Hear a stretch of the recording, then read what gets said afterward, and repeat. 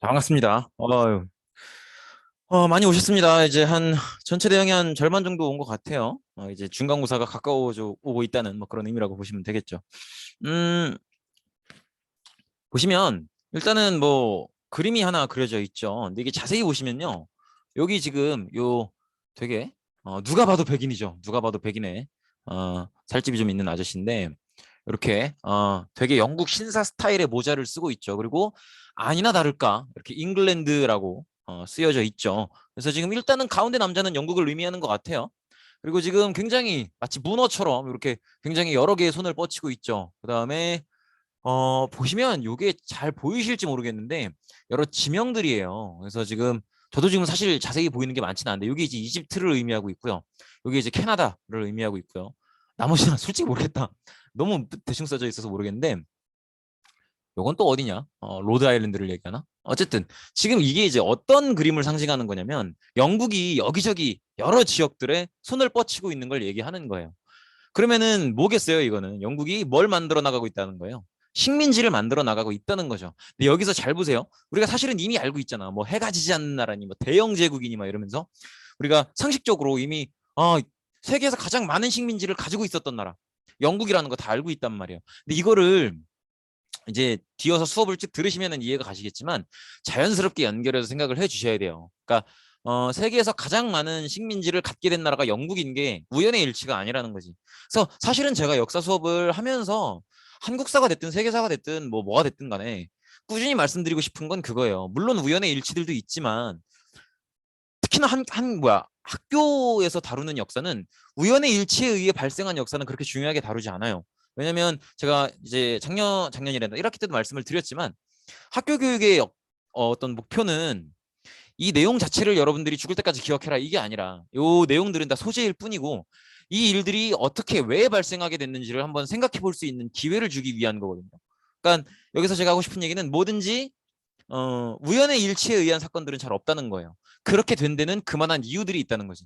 그만한 이유들을 한번 그리고 그 관계를 한번 생각을 해보자는 거죠. 어쨌든 지금 영국이 이렇게 여러 군데에 손을 뻗치고 여러 군데의 식민지를 만들어 나가려고 하는 그런 모습을 볼 수가 있겠습니다. 그래서 이번 시간에 배울 내용은 제국주의의 등장, 즉 제국주의와 식민지 경쟁을 배우게 될 텐데 제국주의라고 하는 것 자체가 식민지를 만들어 나가는 걸 얘기해요. 그래서 이게 지금 여러 제자거든요. 이 제국주의의 제자가 여러 제자예요. 이런 식으로 쓰는 여러 제자인데 어, 한 개의 나라가 여러 개의 나라를 지배하는 그런 시스템을 얘기하는 거죠. 그래서 한 개의 강력한 나라가 주변에 여러 식민지를 만들어 나가는 그런 모습들. 그리고 또 여러 개의 강력한 나라들이 서로 더 많은 식민지를 가지려고 식민지를 놓고 경쟁하는 그런 모습들도 볼 수가 있겠다. 이렇게 보시면 될 텐데 일단 제국주의가 등장하는 즉 좀 강한 나라들이 식민지를 하나라도 더 가지려고 했었던 그 이유, 그 배경을 보면 일단은 무조건 산업혁명이에요. 여기서 제가 아까 그렇게 얘기했었던 우연의 일치란 없다. 그거를 생각하셔야 돼요. 왜 영국이 가장 많은 식민지를 갖게 됐느냐? 가장 먼저 그 작업을 시작했으니까 왜? 가장 먼저 산업혁명에 성공했거든. 이해되시겠죠? 그러면 산업혁명을 성공한 나라들은 왜 식민지를 원하는가를 봐야겠죠. 일단 산업혁명이 뭔지를 봐야 될 텐데 일단은 산업혁명이 성공하게 되면 자본주의가 발달하게 돼요. 왜냐하면 사실 자본주의가 발달한다는 게 어떤 의미인지부터 보셔야 되는데 자본주의가 발달한다는 건 이런 거예요. 자, 산업혁명이 성공을 했어요. 그러면 공장들이 막 생기고 공업이 발달하겠죠. 그러면 그 많은 공장들에서 어마어마하게 많은 상품들을 생산하겠죠. 상품 생산이 증가할 거예요. 그럼 그 많은 상품들을 다 팔아제끼겠죠. 그러면 돈을 벌겠지. 그러면 그 많은 상품을 팔아치웠던 그 공장을 가지고 있는 기업이 규모가 커지겠죠. 이해되시겠죠? 그러면 그 기업한테 돈을 빌려줬었던 은행도 규모가 더 커진단 말이에요. 더 이제 빌려줬던 돈을 다 받고 더 큰 돈을 빌려줘서 더 큰 사업을 하게 만들고 또 그걸 다 받고 뭐 이런 식이 되니까. 그래서 자본주의가 발달한다는 건 별 얘기가 아니에요. 그냥 그 나라의 기업과 은행의 규모가 커지고 있다는 걸 생각하시면 돼요. 그냥 그 나라의 경제가 발달하고 있다. 그 나라에 있는 기업과 은행의 규모가 커지고 있다. 이걸 자본주의가 발달한다. 이렇게 생각하시면 돼요. 이해되시겠죠? 그래서 어쨌든 영국으로부터 시작해서 뭐 프랑스, 뭐 독일, 벨기에, 미국, 일본, 러시아에 이르기까지 차례차례 산업혁명을 성공하게 됩니다. 심지어 아시아에는 일본조차도 산업혁명에 성공을 하게 되죠. 그러면서 자본주의가 발달하고 국내 여러 가지 기업들이나 은행의 규모들이 커져가고 있는 걸 볼 수 있죠.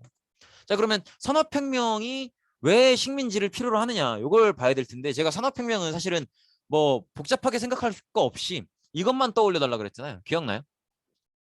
제가 산업혁명에서 이것만 떠올려 달라 이렇게 얘기를 했었는데 산업혁명 하면 무조건 공장만 떠올리시면 돼요. 공장이 있어요. 자, 그러면 공장에선 뭐를 해요? 물건을 생산하죠. 근데 공장만 있다고 해서 물건이 생산되는 게 아닐 거 아니에요. 그럼 공장이 물건을 생산하려면 공장도 있어야 되지만 또 뭐가 있어야 돼요? 그렇지. 물건을 만들 수 있는 기계들 그리고 기술들이 있어야겠죠. 그리고 또 그건 이제 그 산업혁명을 성공한 나라에서 기술 개발을 하는 거고. 그리고 또 뭐가 있어야 될까? 기계만 있으면 물건이 나와? 아니죠. 원료가 있어야겠죠. 원료가. 그래서 원료가 필요합니다. 그리고 원료를 기계에 넣어서 물건을 만들 뭐도 필요해요? 누구도 필요한 거야? 노동자들도 필요하죠. 그래서 원료와 노동력이 필요한데 이 공장을 가지고 있는 사업주 입장에서는 사장님 입장에서는 어때요? 기왕에 원료랑 노동력이 필요하단 말이야. 원료랑 노동력을 어딘가 구해와야 돼요. 그러면 기왕에 싸게 구할 수 있으면 좋겠죠. 그러면 원료도 노동력도 값싸게 구할 수 있으면 좋을 거예요. 그래서 원료와 노동력을 최대한 가능한 한 가장 싸게 구한 다음에 이걸 이용해서 상품을 만들어요. 그러면 상품을 쭉 이제 공장 앞마당에 쭉 쌓아놓겠죠. 그럼 그거 쭉 쌓아놔서 뭐해? 쳐다볼 거야? 와, 개 많아. 이러고 쳐다볼 거야? 아니잖아요. 어떻게 해야 돼? 내다 팔아야겠죠. 그래서 어딘가는 내다 팔아야 돼요. 근데 이 두 가지 역할을 다 해줄 수 있는 게 뭐예요? 식민지라는 거예요. 그러니까 식민지를 하나 가지고 있으면 식민지는 확실하게 우리나라보다 약하니까 식민지가 되는 거잖아요. 그러면 식민지에서 원료도 싸게 들여오고, 그죠? 노동력도 싸게 들여올 수 있으면 들여오고. 그래서 우리 공장에서 물건을 만들었어. 그러면 그 물건을 식민지에다가 또 강제로 갖다 파는 거예요. 니네 이거 쓰지 말고 우리가 만든 거 억지로 써라. 이런 식으로. 그냥 주는 거 아니니까 돈 내라. 이런 식으로. 이해되시겠죠? 그래서 원료나 노동력도 식민지에서 값싸게 구하고 그래서 물건을 만들었으면 물건도 식민지에다가 강제로 갖다 팔고 그래서 만약에 사기 싫다 그러면 죽여버린다. 뭐 이런 식이 되고 이해되시겠죠? 그래서 이런 식의 분위기가 이어진다는 거죠. 그래서 이걸 통해서 어마어마한 돈을 벌게 됩니다. 근데 이제 돈을 벌면서 점점점 돈이 남게 돼요. 그러면 자본가의 욕심은 뭐예요? 돈을 많이 벌었으면 그럼 그 다음 욕심은 뭐야? 더 큰 돈을 벌고 싶지. 이해되시겠죠? 인간의 욕심은 끝이 없으니까. 자, 그러면 이미 큰 돈을 벌었는데 더 큰 돈을 벌려면 어떻게 해야겠어요? 그래서 이때 이제 자본가들이 무슨 생각을 하는 거냐면 원료는 이제 식민지에서 싸게 구한단 말이야. 근데 공장이 이제 본국에 있어요. 예를 들어서 내가 영국의 산업 자본가야. 그러면 공장이 영국에 있단 말이야. 그래서 노동자들도 영국인 노동자들을 써요. 근데 원료는 식민지에서 싸게 구해오는데 노동자들이 영국인이다 보니까 월급이 싸기는 싼데 그래 더 쌌으면 좋겠어. 그래서 무슨 생각을 하냐면 아예 공장을 식민지에다 두면 어떨까? 이런 생각을 해요. 그러면 원료도 뭐 영국까지 옮겨올 필요도 없죠. 그 자리에서 바로 이렇게 하면 되고 노동력도 영국에 있는 영국인들보단 훨씬 싸겠죠. 식민지 사람들이니까. 이해되시겠죠? 그리고 다 만들어서 팔 때도 운송료도 없을 거고 택배비가 없잖아. 이해되시겠죠? 그래서 아예 식민지의 공장을 만들어버리자 이런 생각을 하게 돼요. 이게 자본 투자예요. 이해되시겠죠? 그래서 식민지가 있으면 원료도 노동력도 안정적으로 공급받을 수 있고 또 그렇게 해서 만든 물건도 확실하게 시장을 확보할 수 있고요. 그걸 팔 수 있는. 그리고 그렇게 해서 잔뜩 돈을 벌었으면 이 돈을 가지고 식민지에다가 직접 공장을 지어서 사업을 더 키우겠다는 거지. 이렇기 때문에 이렇게 쓸모가 많기 때문에 아주 그냥 식민지를 어떻게 하는 거예요? 그냥 뼛속 살까지 쪽쪽쪽 빨아먹는 거죠. 그래서 이렇기 때문에 식민지가 필요하다는 거지. 이해되시겠죠? 이렇게 보시면 되겠고. 그래서 이제 산업자본가들은 식민지를 원해요. 그리고 또 요걸 알고 있으니까 그리고 산업자본가들이 이 돈을 많이 벌어다 주면 세금도 많이 낼 거란 말이야. 그럼 정부 입장에서도 산업자본가들이 잘 나가고 산업자본가들이 돈 많이 벌면 걔들이 세금을 많이 낼 거니까 정부도 좋죠. 그러니까 정부가 나서서 정부의 군사력과 또 자본가들의 경제력 이런 걸 앞세워서 식민지를 확보해 나가는 거예요. 그래서 서구에 좀 세다 하는 나라들 영국이니 뭐 프랑스니 미국이니 또 어디 있어요 뭐 스페인이니 온갖 나라들이 다 이제 산업혁명이 좀 됐다 싶으면 다 기어나가서 식민지 만들려고 막 여기저기 활개치고 다니는 거죠. 이렇게 보시면 되겠죠. 그래서 식민지를 만들었으면 그 식민지에다 공장도 건설하고 또 식민지에 아까 얘기했다시피 값싼 노동력 원료 이런 것들을 이용해서 상품을 만들고 또 식민지에다 갖다 팔고 뭐 이런 식으로 돈을 벌어들였다 생각하시면 되겠죠. 너무 짧았나요? 그래서 이렇게 쭉 받아 적어 주시고요. 군사력, 경제력, 노동력, 원료, 상품 이렇게 보시면 되겠고 그래서 이제 정부가 나서서 하나의 식민지라도 더 만들려고 하는 그런 정책을 추진하게 됩니다. 그래서 이런 식으로 근데 사실은요. 이 식민지 정책이라고 하는 게 민족주의랑 좀 맞물리는 경향도 있어요. 그래서 제가 아마 앞 시간에 그런 얘기를 했었죠. 민족주의는 우리 민족이 우리나라가 잘 되길 바라면 다 민족주의인데 민족주의가 드러나는 구체적인 형태는 세 가지가 있다 그랬죠. 일단 분열되어 있는 나라의 통일, 그게 이제 이탈리아와 독일의 사례였었죠. 그다음에 현재 식민지 상태인 나라의 독립, 그게 이제 그리스, 그다음에 라틴 아메리카 이런 사례들을 배웠고 뭐 가까이 오면 우리나라도 그런 경우고요. 그리고 마지막이 이미 충분히 강한 나라가 제국주의화 되어가는 것.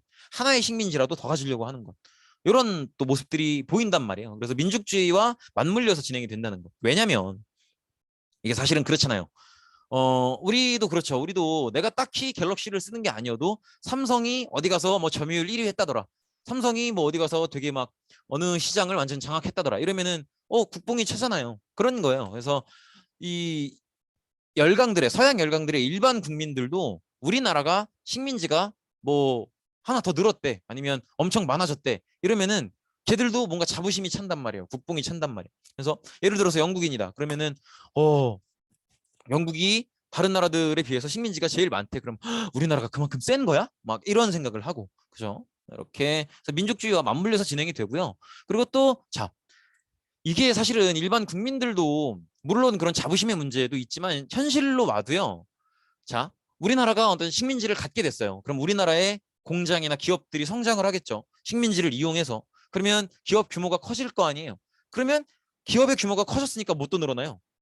고용도 늘어난단 말이야. 사람을 많이 써요. 그러면 기존의 실업자들 입장에서는 우리나라에 있는 기업의 규모가 커지면 저 기업에서 나를 써줄 수도 있다고. 내가 취직을 할 수도 있는 거지. 그러니까 우리나라의 기업이 빨리 커지기를 바라고. 그러다 보니까 이제 우리나라가 더 많은 식민지를 갖는 걸 좋아하게 되는 거죠. 지지하게 되고. 이해되시겠죠? 이런 부분들이 있다라는 거지. 그래서 이제 여러 열강들이 그러니까 여기서 말하는 열강은 이제 좀 강한 나라들을 얘기하는 거죠. 프랑스나 미국이나 영국이나 이런 나라들. 이런 나라들이 우리가 식민지 갖는 거를 정책을 추진을 한단 말이에요. 그러니까 하나의 식민지라도 더 가져보려고 막 정책을 추진하는데 정책을 추진할 때는 최소한 이게 아무리 이득이 되더라도 누가 봐도 나쁜 짓인데 하면 그거는 안 되는 거잖아요. 그러니까 근데 사실은 식민지를 차지하는 게 도덕적으로 옳은 모습이라고 보기는 어렵죠. 그러니까 이제 정부 입장에서 이건 나쁜 행동이 아니다. 우리가 식민지를 하나라도 더 가지려고 하는 건 절대로 도덕적으로 나쁜 행동이 아니다라고 설명을 해야겠는 거예요. 그래서 설명의 논리를 이제 만드는 거지. 그때 이용된 게 요 진화론이에요. 기억나실까요? 찰스 다윈의 진화론. 이 아저씨 기억나시죠? 요거 종의 기원을 썼었던 이분이 찰스 다윈이라는 학자고요. 그다음에 종의 기원이라는 책을 썼었죠. 이거 기억나실 거예요. 그래서 종의 기원은 뭐예요? 모든 생물종은 진화를 거쳐서 자기가 처해진 환경에 알맞게 진화한다. 그래서 오늘날에 있는 생물들도 원래는 그런 모습이 아니었는데 자기가 처해진 환경에 맞게 진화하고 진화하다 보니까 오늘의 모습을 갖추게 되는 거다. 이게 이제 진화론이잖아요. 근데 여기서 말하는 이제 진화론의 원리를 혹시 기억하시나요?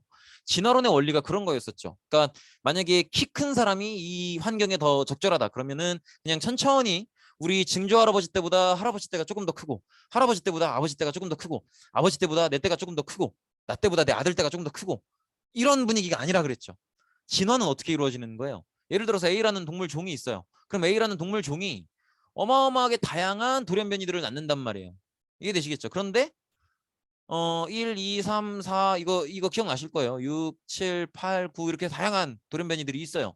있는데 이거 중에서 6번만 지금 환경에 적합해요. 그럼 나머지가 죽는 거라고. 그래서 6번만 살아남아서 6번이 또 자기의 종을 막 퍼뜨리는데 이 과정에서 또 몇 대 지나다 보면은 다양한 돌연변이들이 조금씩 나오고 그러다 보면은 특정 돌연변이만 또 살아남고 나머지는 다 죽고. 요게 이제 진화의 과정이라는 거예요. 이게 이제 찰스 다윈의 설명이란 말이야. 이해되시겠죠? 그럼 이게 고스란히 사람한테도 적용될 수 있는 거예요. 그럼 어떻게 설명이 되겠어? 지금 우리 이렇게 강력한 힘을 유지하고 있는 열강들, 식민지를 만들어 나가고 있는 나라들, 이런 나라들이 강한 이유는 뭐라는 거예요? 환경에 맞게 적응을 했다라는 거지. 그럼 이거 반대로 얘기하면 뭐예요? 환경에 맞게 적응하지 못한 다른 나라나 다른 민족들은 멸종하게 생겼다. 즉 멸종하는 게 맞는 거다. 이런 얘기를 하는 거예요. 그래서 뭐라고 얘기를 하냐면 이거 이제 진화론이죠, 이게. 이 생물학적인 자연과학적인 이 진화론을 사회과학에 적용하는 사람이 있어요. 그 사람이 여러분들이 방금 봤던 허버트 스펜서라는 인물이에요. 이 인물이 내세운 게 바로 사회진화론입니다. 이해되시겠죠? 그래서 사회진화론은 뭐냐면 찰스 다윈이 얘기했던 진화론을 그대로 인간 사회에 적용을 하는 거예요. 그래서 아까 얘기했던 것처럼 적응에 성공하고 환경에 알맞게 진화한 인간 사회는 살아남는 거고요. 만약에 그렇지 못했다면 무너질 수밖에 없다는 거지. 그 사회가 왜? 환경에 적절하게 적응하지 못했으니까. 이해되시겠죠? 여기 이제 허버트 스펜서의 사회 진화론입니다. 그래서 이걸 바탕으로 열강들이 하는 얘기는 뭐냐면 원래는 인간 사회도 생존 경쟁을 통해서 환경에 적절한 사회만 살아남는 거고 그게 우리들이라는 거지. 그리고 나머지 사회들은 원래는 적응에 실패했기 때문에 무너지고 사라져야 될 그럴 사회들이라는 거야. 근데 얘들이 무너지면 안 되니까 우리가 가서 가르쳐주고 도와주는 거라는 거죠. 그게 얘들의 이제 정당화예요. 그래서 얘들이 그걸 뭐라고 부르냐면 문명화라고 불러요. 이해되시겠죠? 그래서 지금 뭐 자신들의 식민지로 들어와 있는 나라들, 그 대륙들, 아시아나 아프리카나 이런데 나라들이나 민족들은 변해가는 환경에 적응하지 못했다. 그리고 우리들은 적응했다. 얘들은 적응하지 못했으니까 사실은 무너질 사회여야 맞는데 우리가 얘들이 무너지지 않게끔 가서 안 무너지게끔 잘 가르쳐주고 키워주는 거라는 거지. 그걸 얘들은 뭐라고 부르냐면 문명화라고 불렀어요. 그래서 이런 식으로 자신들이 식민지배하는 걸 정당화하는 거지. 우리가 너네들을 식민지배하는 건 우리가 뭐 너네 뽑아먹으려고 그러는 게 아니라 이용해 먹으려고 그러는 게 아니라 너네들이 원래 적응에 실패한 사회여서 무너져야 마땅한 사회인데 너네들 무너질까 봐 걱정돼서 우리가 너네 안 무너지게끔 가르쳐주고 도와주는 거야. 식민지배라는 방법을 통해서 이런 식으로 얘기를 하는 거죠. 그걸 문명화라고 얘기하는 거예요. 그래서 심지어는 이런 시도 있어요. 키플링이라는 시인이 쓴 시인데 백인의 짐. 보시면 쭉 읽어보시면 백인의 짐을 져라. 이 백인의 짐이 뭐겠어요? 문명화를 얘기하는 거죠. 가서 저 멍청한 아시아 아프리카 놈들 가르쳐라 이거죠. 그래서 그대가 키운 최정예를 보내라. 그대의 아들들을 역경의 길로 보내라. 그대가 잡은 원주민들의 욕구를 달래주기 위해서 그러니까 이게 지금 무슨 얘기예요?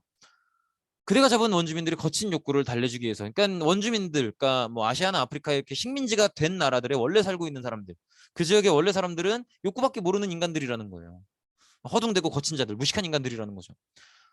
음울한 족속들, 미래가 없는 인간들이라는 거예요. 그래서 이런 거의 절반은 악마 같다. 그러니까 거의 뭐 짐승 취급하는 거죠. 이런 그리고 어린이 같다, 어리석다는 거지. 그래서 이런 애들에게 이제 시중 든다는 건 가르쳐 준다는 걸 얘기하는 거죠. 그래서 우리 백인들이 가서 저 무식한 놈들 가르쳐 줘야 된다 이거예요. 이걸 지금 시랍시고 쓰고 있는 거죠. 이게 당시에 식민 지배를 정당화하는 백인들의 기본적인 마인드였어요. 이렇게 생각을 하시면 되겠고, 그래서 이런 정당화를 바탕으로 열강들이 조금씩 하나하나 식민지를 만들어 갑니다. 그래서 제국주의 열강들이 이제 식민지를 적극적으로 만들어 나가는 활동을 하게 됩니다. 이거 조금 문장이 이상하네요. 그래서 이렇게 열강들이 적극적으로 하나의 식민지라도 더 만들려고 하는 그런 활동을 되게 많이 하게 되는데, 근데 이제 지구상의 나라들은 한계가 있잖아요. 무한정 계속 만들어 나갈 수 있는 게 아니잖아요. 무슨 우주도 아니고. 그러다 보니까 이제 한정되어 있는 식민지를 가지고 서로 이제 지가 차지하려고 경쟁을 벌이는 거죠. 예를 들어서 뭐 A라는 연약한 나라가 있다. 그러면은 서로 막 미국이, 영국이 혹은 독일이, 프랑스가 서로가 가지려고 이렇게 노력을 하게 되는 거죠. 그래서 이런 경쟁들이 발생을 하게 됩니다. 그래서 초기에는 이제 뭐 네덜란드, 영국, 프랑스가 이제 식민지 경쟁을 벌인 적이 있었고요. 그다음에 19세기 후반에 이제 산업혁명에 성공한 독일, 미국, 이탈리아 이런 나라들이 또 가세를 하게 되는 거예요. 특히나 우리 이 독일이나 미국 같은 경우에는 아마 기억나실 거예요. 독일이랑 미국 이런 경우에는 2차 산업혁명이라고 해서 영국이랑 또 조금 달랐었죠. 기억나요, 혹시?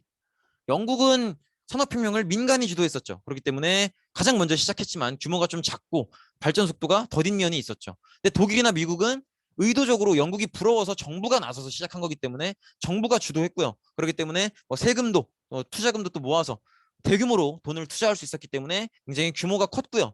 규모가 컸기 때문에 발전 속도도 굉장히 빨랐죠. 그래서 우리 앞전 시간에 배웠던 것처럼 미국은 굉장히 빠른 속도로 또 천연자원도 풍부하고 이러니까 굉장히 빠른 속도로 영국을 역전해 나가는 모습을 보이죠. 독일도 얼마 안 가서 영국을 역전합니다. 그래서 이렇게 산업혁명에 성공한 나라들이 이제 하나의 식민지라도 더 가지려고 하는 거예요. 우리가 앞서서 봤었던 산업혁명에 성공한 나라들은 식민지를 이용하면 더 많이 발전할 수 있거든.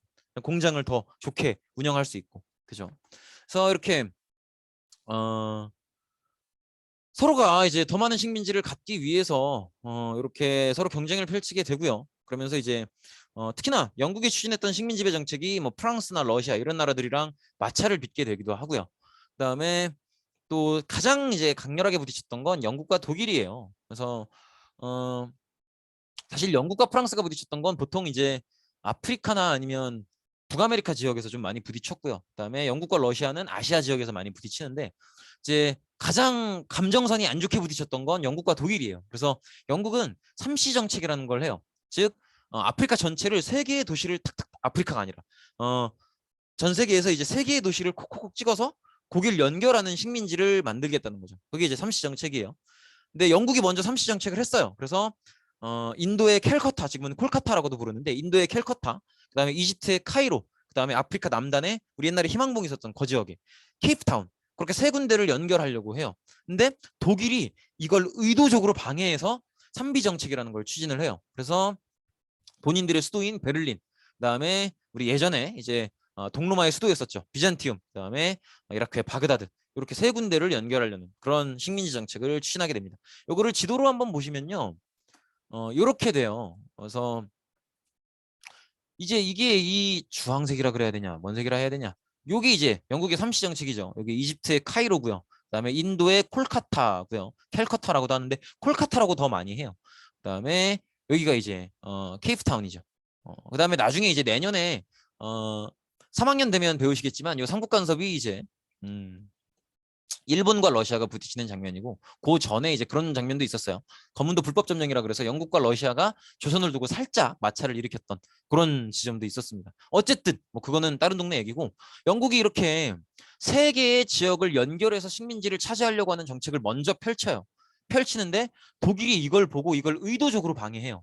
그래서 본인들의 수도인 베를린과 그다음에 동로마 수도인 이스탄불, 그다음에 비잔티움이죠. 그다음에 이렇게 바그다드, 이렇게 세 개의 도시를 연결하는 그런 모습을 보여요. 특히나 이 비잔티움과 바그다드 사이에는 또 철도까지도 깔려고 해서 아예 노골적으로 이렇게 영국을 방해하려는 그런 모습을 보이는 거죠. 사실은 왜 영국이 카이로를 차지하려고 했냐면 그동안에는 이제 신항로 개척 이후로 여기 있는 나라들이 인도로 가려면 요렇게 갔잖아요. 요렇게. 그죠? 요렇게 갔는데 이제 영국이 원하는 건 뭐냐면 여기가 조금만 뚫으면 바로 바다니까 요렇게 뚫고 싶은 거예요. 요렇게. 그래서 여기 실제로 운하를 뚫어요. 여기 운하를 뚫게 되는데 파나마 운하라 그래서 여기를 뚫게 돼요. 근데 이 운하를 지키기 위해서 이제 나름대로 영국은 요렇게 세로 방면을 지키고 싶은 거예요. 여기다가 플러스 콜카타까지 해서 인도의 콜카타까지 해서 이렇게 삼시 정책을 추진하고 싶었던 건데 요걸 독일이 삼비 정책으로 이렇게 방해하고 들어오는 거죠. 그래서 영국의 삼시 정책과 독일의 삼비 정책은 꼭 도시들도 다 기억해 주셔야 돼요. 세 개씩. 그래서 영국은 어, 3C죠. 그래서 카이로, 케이프타운, 콜카타. 콜카타도 좋고 캘커타도 좋아요. 그다음에 독일은 3B 정책. 그래서 베를린, 비잔티움, 바그다드. 이렇게 세 개. 그리고 영국이 먼저 3C 정책을 했는데 이걸 노골적으로 방해하고 들어온 게 독일이다라는 것도 같이 기억을 해 두셔야 됩니다. 이렇게 가다 보니까 그럼 영국이 독일에 대해서 감정이 당연히 안 좋겠죠. 그러다 보니까 이제 영국이 독일을 안 좋게 보기 시작하는 거지. 그러면서 국제적인 분위기가 조금씩 안 좋아지는 거예요. 그래서 이렇게 아까 얘기했던 것처럼 꼭 영국과 독일뿐만이 아니라 세계 각국이 유럽 열강들 각국이 내가 먹으려고 그랬는데 쟤가 먹네. 저 새끼 뭐지? 뭐 나 이렇게 여기 이 지역 차지하려고 그랬는데 쟤가 간섭 들어오네. 쟤 뭐지? 막 이런 식으로 서로가 뭔가 시비를 걸고 약간 이런 식으로 국제적인 긴장도가 높아지는. 그래서 언제 맞짱 떠도 이상할 게 없을 것만 같은 그런 안 좋은 분위기들이 계속 형성이 되는 거죠. 이렇게 보시면 되겠습니다. 그래서 이런 식으로 지금 세계 각국이 몇 군데 빼고는 다 이렇게 뭔가 어느 나라의 식민지가 되어 있는 그런 모습을 볼 수 있고요. 그다음에 그나마 식민지가 안 된 나라로는 이렇게 지금 여기 보시면 아직 그나마 중국이 있고요. 그다음에 여기는 이제 오스만 제국이에요. 아직까지는. 그리고 여기 이제 이렇게 이미 독립한 라틴 아메리카 국가들이 멕시코까지 있고요. 그다음에 여기는 나중에 배우게 될 텐데 여기는 라이베리아고요. 여기는 에티오피아입니다. 나중에 보게 될 거예요. 어쨌든 이런 식으로 세계 각국이 콜로니얼 엠파이어, 이게 이제 식민지 제국이라는 걸 의미하거든요. 그래서 이렇게 보시면 되겠습니다. 네, 고생 많으셨습니다. 오늘은 여기까지입니다.